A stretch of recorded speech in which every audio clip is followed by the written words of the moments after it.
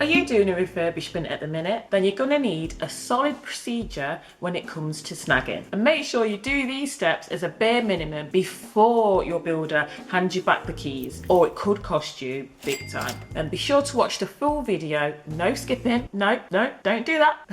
You're going to want to watch it all so you get the full benefit and you get all the tips, and they'll be good, I promise you. So first of all, what is a snag and what is snagging? What do these all entail? So a snag can be anything from a leak, an uneven floor, an uneven ceiling or wall, or even in terms of finishes, it could be something like having paint on over your socket. Maybe. You can't see, but my dog's making as much noise as he can with his bone. So really you want to be testing everything once the builder's said that it's almost finished. You want to be opening doors, checking handles, opening windows, running taps, switching on lights, checking your heating, and making a record basically of anything that doesn't work or anything that's not up to your standards or how you'd like them to be. And we'll talk more about listing those items later on in the video. Snagging, it's a slang word that's used in the industry, and it's commonly referring to the procedure of basically identifying all of those issues and working out a process to putting that right.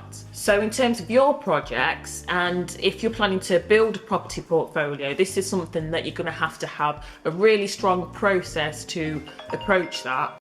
I would typically walk around with my builder in an initial snagging visit, then give him a bit of time to put right any issues that I may have or I may have raised, and then I'd walk around with him again just to make sure that those issues have been corrected and it's all up to my standards.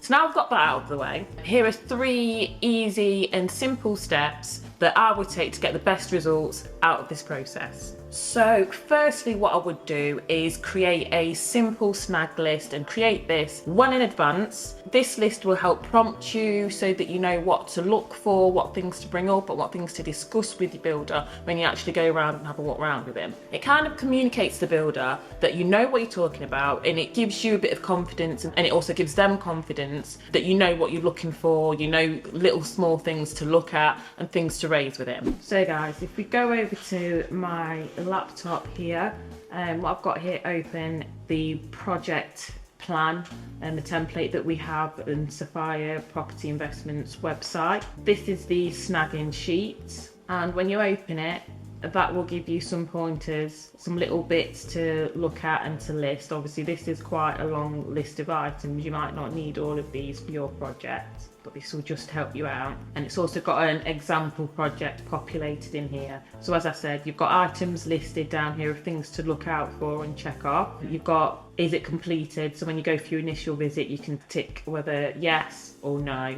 and then you put the date that you've noted it, and then you've also got a date rectified. So when you go back for your second visit, you can pop in a date for when it needs to be rectified. And then you've got a notes page here. So if you do this on your initial visit and your walk round and you note the items that need fixing or you feel are outstanding, you can note it here, check it. This will give you a prompt for the items, things to look at. Give you a section here that says, is it completed? You just put yes or no in there. If it's a no, you put the date that you've noted it. When you go round for your second visit, you can put the date it was rectified on that visit, and then obviously put the actual more details about the item in that section. The important thing about this is this gives you a comprehensive list for you to send back to your builder. It's managing expectations, so you're both aware of what needs to be done and what doesn't need to be done, and more importantly, the date of when it needs to be rectified. If you want me to do a more detailed video on snagging, actually listing items, if you pop snagging in the description box, I can do that for you. And you could have a simple generic list, the type of properties that you currently renovate or the ones that you are renovating if it's a one-off project. It can be really simple, really minimal. And if you are doing more developments that are more complicated, then it can be a more extensive list. So it's just based on what property that you're doing at the present time. Either way, you want to have all of your items listed in almost sections. So you want everything that's all to do with electrics, have that all in one section. Everything that's to do with finishes, have all of those items in that section. And for example, those could be, in terms of electrics, you could have things where you're looking at, are the spotlights level? Are they all finished and nice and neat? Do they work? Things like that. And in terms of finishes, You could have, for example, is the paintwork on sockets? Is the paintwork neat? Is it clean? Is it crisp? Is it all in line? There's not paint on things where there shouldn't be paint, for example, on sockets or on cupboards or door frames, things like that. And my next step would be to schedule in your snagging into your program with your builder. And if you've seen my previous video where I discuss the basics of managing a project, I also talk about a rough program in there and how to build one or put that together for your works. In this program, you should really add a section for snagging, and that should really be relevant to your project. So your initial snagging visit, that should be scheduled almost towards the end of the project, but you need to allow enough time for the builder to put right any issues if you do have any issues that need to be put right. And you want to be really careful with this, because if you don't really give the builder enough time to finish off the works or do it to a certain standard, then you'll literally be walking around snagging everything, listing loads of items that needs to be rectified, and all you'll do is just wind your builder up, to be honest. Trust me, they'll be upset with you.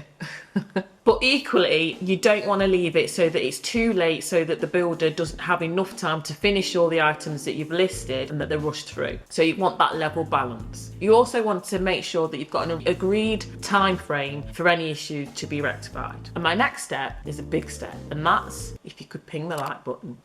No, seriously, but my next step would be to make sure you do a second visit to check that all the items that you've raised have been rectified effectively. Now, the beauty of this process is if you do it enough times, if you're like me and you're planning to build your property portfolio, you will have the chance to do this again and again and again. Every time you do it, you're going to get better and better, and you'll be able to spot things that you need to be looking for so much quicker and so much faster. And before you know it, you might not even need to have a checklist to prompt you. It will just be there so that you can agree what needs to be done with your builder. It doesn't need to be a massively long list of things to look for. Don't put too much pressure on yourself to think that you've got to do a massively long, extensive snag list. It's all relevant to your project. And the most important thing you need to take away from this whole snagging procedure, you've got your procedure in place so that you've got an agreed system for fixing any issues. Everyone knows what's expected from them. So your builder knows that you're expecting them to fix this by a certain amount of time. So you've got definitive tasks that need to be rectified by definitive dates. So we're basically managing expectations from both sides, and there's no cross wires, and everyone knows what needs to be done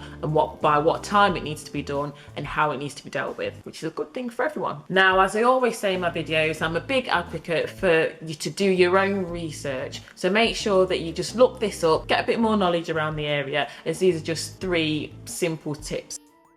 Now, if you're in the East Midlands and you need help with project managing or builder control or planning or any of those things, or even architectural drawings, our details are in the description box. Drop us an email, get in touch with us, and we'll be happy to speak to you. So now that we've gone over 3 easy steps to snag a project, you might be thinking, Sabrina, but how do I even manage the project in the first place? If so, watch this video next where I give you a few industry tips. But yeah guys, I hope you've liked and enjoyed the video. So if you have, please like, subscribe and comment below, and I'll see you in the next video. Thanks, bye.